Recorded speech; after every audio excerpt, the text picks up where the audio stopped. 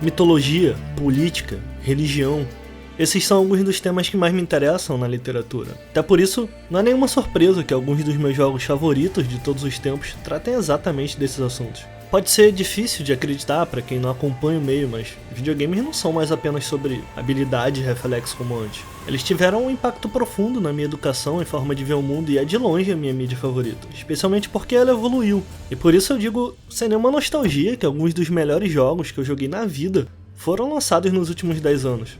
Assim como o cinema, a literatura e a música, jogos trabalham com os sentidos através de narrativas interativas cada vez mais interessantes e complexas. Foi jogando que eu aprendi sobre diferentes períodos históricos, vivenciei incontáveis histórias. Jogos me inspiram, conectam, estimulam minha criatividade, me proporcionam experiências realmente inesquecíveis. Meu nome é Ricardo, e esse vídeo é sobre mim e os últimos 3 jogos que evocaram de alguma forma esses sentimentos e realmente me marcaram. Esse vídeo é sobre bruxos, princesas e horizonte.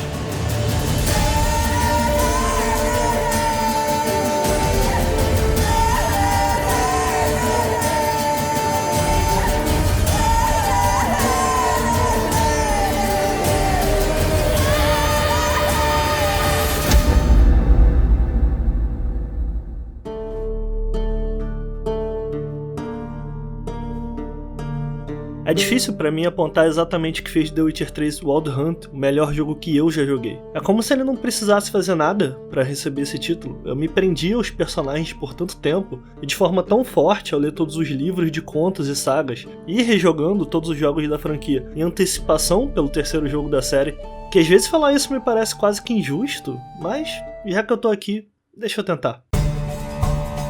The Witcher 3 é um jogo realmente único, não pelo que ele faz, mas como ele faz. Explorar o universo de fantasia do jogo sempre me pareceu diferente de qualquer outro do gênero, e eu nunca soube apontar o porquê. Isso só ficou claro na minha cabeça recentemente, quando eu finalmente percebi os motivos pelos quais eu voltava para jogar um pouco mais semana após semana, mesmo já tendo terminado.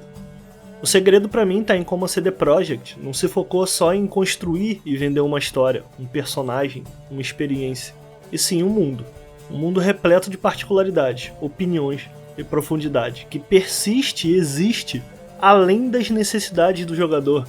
Isso é muito perceptível quando você chega em Novigrad, a maior cidade do norte, pela primeira vez.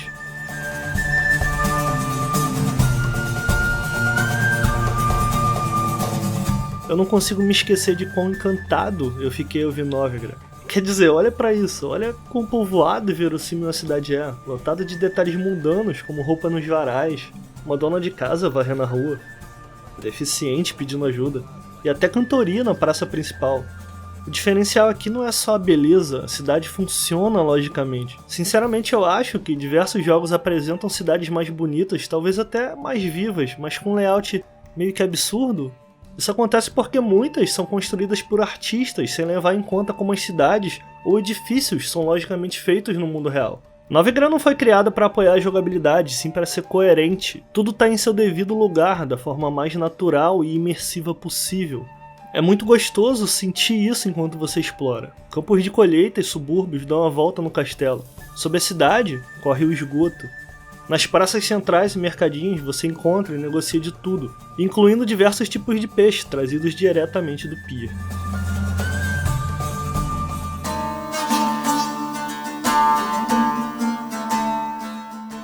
Esse design lógico ecoa por todas as áreas do jogo. Os NPCs, por exemplo, não ficam o dia inteiro parados no mesmo lugar. Eles possuem uma rotina, um lugar onde trabalham, se divertem e até uma casa para onde eles voltam a cair da noite. É por isso que Novigrad tem mais de 2.000 portas.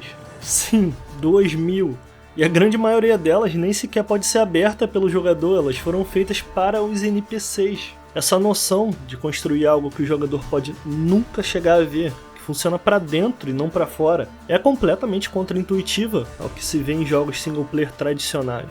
onde o mundo criado foi absolutamente imaginado e existe em função do seu protagonista. Pensa comigo, tenta imaginar Gotham de Arkham Knight sem o Batman, e Arkham sem o Caçador, ou Sunset City sem o jogador.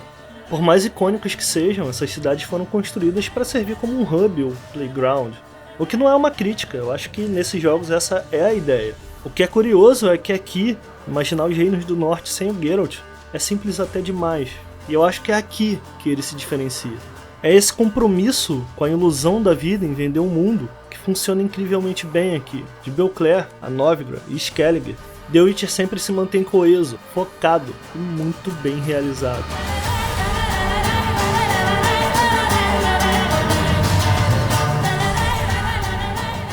Esse compromisso de coerência em conjunto com os sistemas narrativos já estabelecidos da série, de escolhas e consequências, somado à persistência dos personagens e as suas ações em relação a eles, cria um mundo que não parece dependente do jogador para existir, não importando quão falso ou fantasioso ele realmente seja.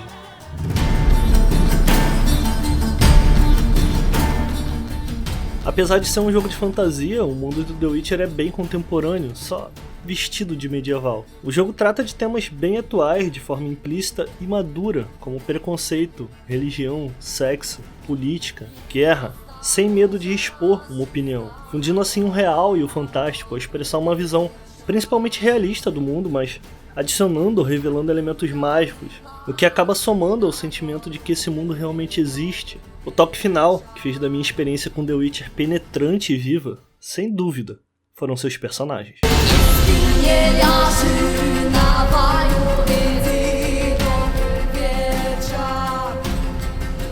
A última vez que eu tinha sentido que quase todo o elenco merecia um jogo próprio tinha sido em Mass Effect 2, mas os personagens de The Witcher 3, incluindo o Geralt, mexeram ainda mais forte comigo.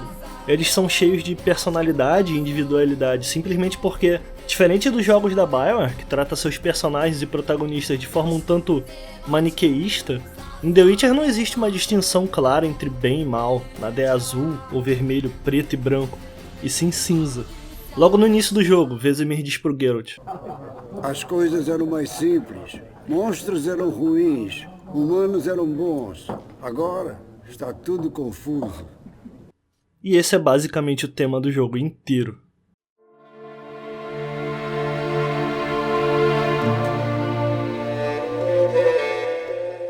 Essa ambiguidade cria personagens complexos que são mais reais porque eles nos lembram nós mesmos.